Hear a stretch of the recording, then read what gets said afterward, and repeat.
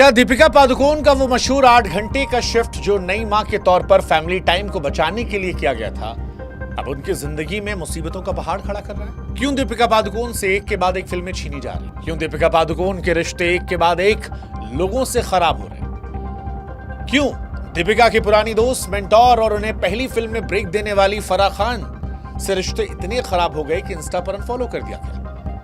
वो फराह जिन्होंने 2007 में ओम शांति ओम से दीपिका को स्टार बनाया था।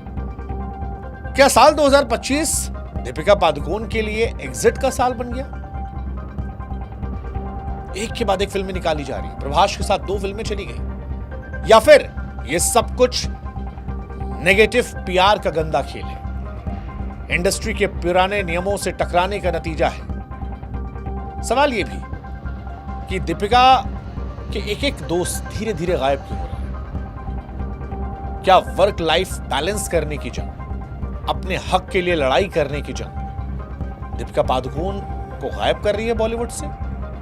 क्या दीपिका के करियर को पटरी से उतार देगी, या फिर दीपिका के साथ एक साजिश हो रही है उन्हें बदनाम करने के लिए? ये सारी कहानी आज हम चर्चा करेंगे, लेकिन ये कहानी इसलिए दोबारा शुरू हो रही है क्योंकि एक खबर आती है कि फराह खान और दीपिका पादुकोण ने एक दूसरे को अनफॉलो कर दिया। बड़ी खबर। फराह खान वो महिला हैं जिन्होंने 2007 में ओम शांति ओम बनाई थी, वो फिल्म जिसके साथ दीपिका पादुकोण बॉलीवुड की नई सेंसेशन बन गई। शाहरुख खान के साथ डांस किया, रोमांस किया। पहली फिल्म में ही शाहरुख मिले तो फिर लार्जर देन लाइफ दीपिका बन गई। फिर 2014 में हैप्पी न्यू ईयर बनाई, दोबारा से हिट जोड़ी। फराह बार बार कहती रहती हैं कि दीपिका मेरी बेटी जैसी है। दीपिका जवाब देती हैं कि फराह ने मुझे उड़ना सिखाया। दोनों की केमिस्ट्री गोल्डन थी, फैमिली बॉन्ड। लेकिन फिर साल 2025 में क्या हुआ? ये कहानी इसलिए शुरू हुई क्योंकि फराह खान जो आजकल यूट्यूबर बन गई हैं, व्लॉग बनाती हैं, वो एक व्लॉग बना रही थी राधिका मदान के साथ। फराह तंज कसती हैं, सिर्फ 8 घंटे की शिफ्ट तो नहीं है।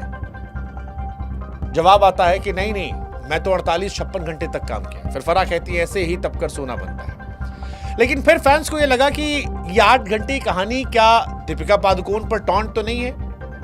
एक और व्लॉग फराह खान का आया था जिसमें फराह से उनके स्टाफ जो है वो सवाल दिलीप पूछते हैं, कुक, कि दीपिका मैडम कब आएंगी? फराह कहती हैं कि जिस दिन तू गांव जाएगा उस दिन आएंगी। अभी वो 8 घंटे शूट करती है, उसके पास टाइम नहीं है। लेकिन यहीं से कहानी शुरू हो गई कि क्या दीपिका इनमें ऑल इज वेल है? फिर लोगों ने नोटिस किया कि दीपिका पादुकोण, फराह खान ने एक दूसरे को अनफॉलो कर दिया है और ये बहुत ज्यादा चर्चा का विषय बना।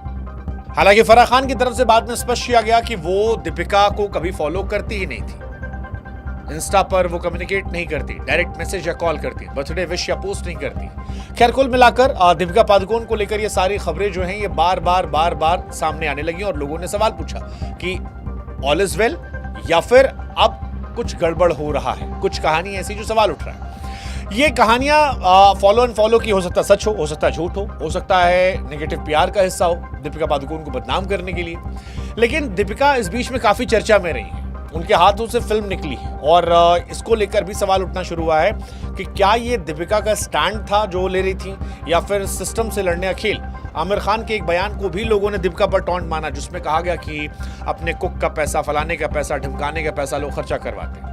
कितना सच कितना फसाना पता नहीं। लेकिन 2025 जो है वो दीपिका के लिए एग्जिट का साल है। स्पिरिट, संदीप रेड्डी वांगा की प्रभास वाली एक्शन थ्रिलर, उसमें से दीपिका निकाली गई। संदीप वांगा रेड्डी ने खुद पोस्ट किया, कहा कि 8 घंटे की शिफ्ट जिसमें तर्क दिया गया कि बेटी के साथ टाइम चाहिए, 20 करोड़ की फीस, प्रॉफिट शेयर, बहुत सारी बातें और निकल कर आई। कोई ऐसा शूट नहीं होना चाहिए, क्रिएटिव डिफरेंसेस की वजह से ए रेटेड, कोई उल्टे सीधे सीन नहीं। कुल मिलाकर बहुत कंट्रोवर्सी हुई। उसके बाद आपको याद होगा फिर तृप्ति डिमरी जो है उन्होंने जगह ली और तृप्ति और दीपिका के बीच में भी पीआर गेम चला। आरोप अक्सर लगता रहता है कि तृप्ति डिमरी जो है वो दीपिका के खिलाफ पीआर करवाती हैं अपने दोस्तों के साथ, और दीपिका पर यह आरोप लगता है कि वो तृप्ति के खिलाफ कराती है। दोनों को लेकर एक दूसरे के बहुत सारे पोस्ट जो है सोशल मीडिया पर आते हैं और बीते कुछ दिनों से बहुत सारे सीन्स चल रहे हैं। ये सारी कहानी स्पिरिट की चल रही थी, तभी कल्कि के लेकर भी आया। कल्कि के डायरेक्टर की तरफ से भी आया कि दीपिका पार्ट 2 में नहीं होगी, ये भी कहानी है। अब डायरेक्टर साहब का कहना था कि कल्कि जैसे फिल्म के लिए कमिटमेंट चाहिए। दीपिका इसके लिए शूट कर चुकी थी, लेकिन फिर ये आया कि उन्होंने 25% हाइक मांगी, 7 घंटे की शिफ्ट की, 25 लोगों के लिए 5 स्टार स्टे डिमांड की और ये कहा गया कि भाई साहब ये सब पॉसिबल नहीं है। ये नहीं हो सकता और इसीलिए उनको भी यहां से हटा दिया गया, उनकी जगह कोई और आएगा।